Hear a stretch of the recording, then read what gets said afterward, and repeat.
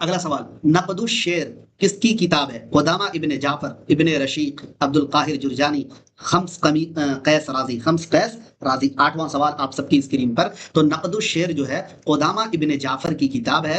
8 number का A option right answer होगा। नवा सवाल देखिए, दिल में ज़ौक़े वस्लो याद यार तक बाकी नहीं, गालिब के इस शेर के मिस्र ए सानी की निशानदेही करना। उस चरागां का करूं क्या कार फरमा जल गया, आग उस घर में लगी ऐसी के जो था जल गया, मेरी आहे आतिशें से बाले उनका जल गया, कुछ ख्याल आया था वहशत का कि सेहरा जल गया। अब अगर गौर कीजिएगा तो कितना मुश्किल है इसको मिलाना।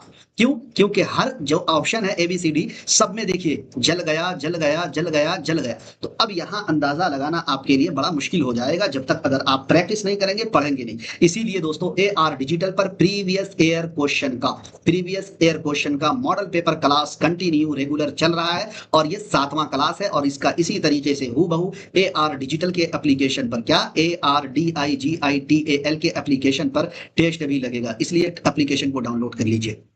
तो दिल में ज़ौक़े वस्लो याद यार तक बाकी नहीं, दिल में ज़ौक़े वस्लो याद यार तक बाकी नहीं, आग उस घर में लगी ऐसी कि जो था जल गया।